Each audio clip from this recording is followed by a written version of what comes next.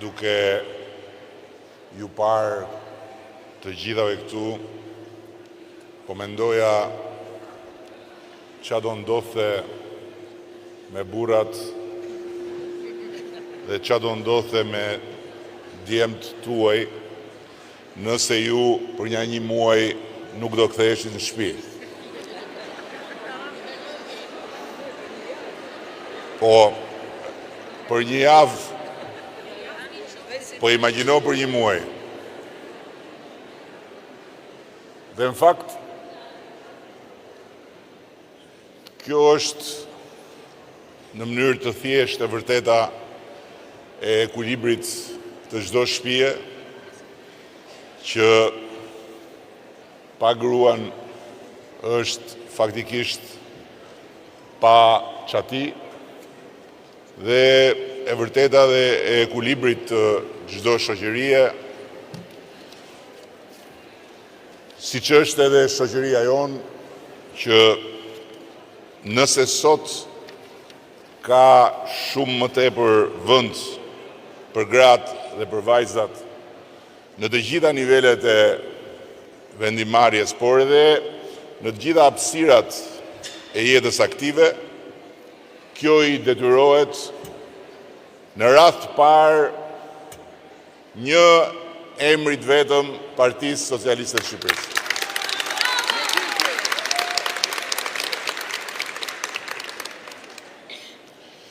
Një grua shqiptare që ju e keni dëgjuar të gjitha, Elena Gjika, ose siç njihet ndryshe Dora Distria, thoshte çdo shoqëri matet me vendin që i ka rezervuar gruas.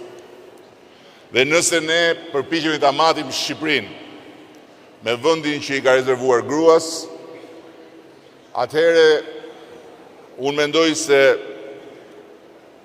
i gjithë progresi në zgjerimin e hapësirës për gratë është në fakt pasqyrë kuptim plot e vetë progresit që ka bërë Shqipëria, dhe për këtë ne, socialistët dhe socialistet shqiptare, i kemi të gjitha arsyet të jemi më krenarë se gjithë tjerët.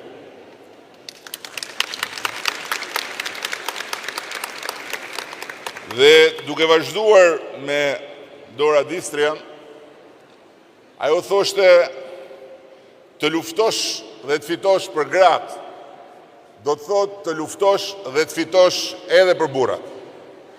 Dhe natyrisht, unë e thash me fjalë tjera në fillim, por pa asnjë diskutim që sa më të forta të jenë gratë, aq më të fortë janë burrat.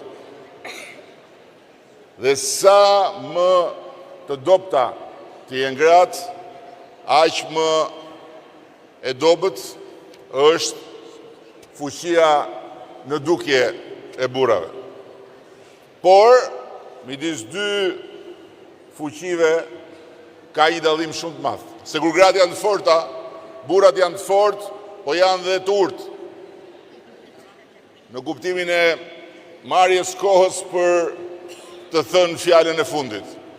Kur gratë janë dobta, burrat janë të dobët, por shumë agresiv.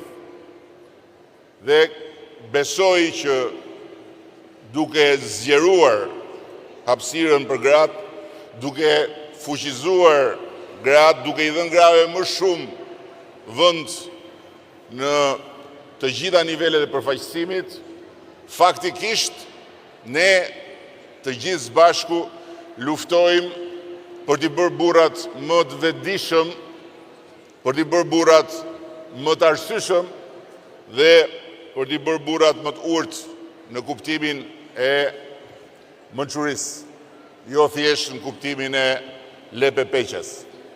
Dhe thënë gjitha këto, unë dua t'ju them se në vigjilje të një sfide shumë të madhe që Shqipëria ka, jo Partia Socialiste.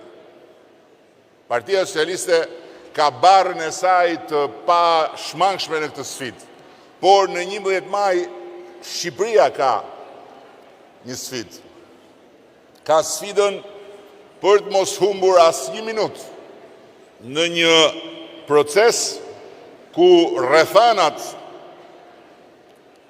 tonat brendshme dhe rrethanat e brendshme të Europës janë bërë një, dhe për herë të parë në historinë tonë mundësia për të bërë pjesë e familjes europiane është reale dhe është e gjitha në duart tona, në duart e shqiptarëve.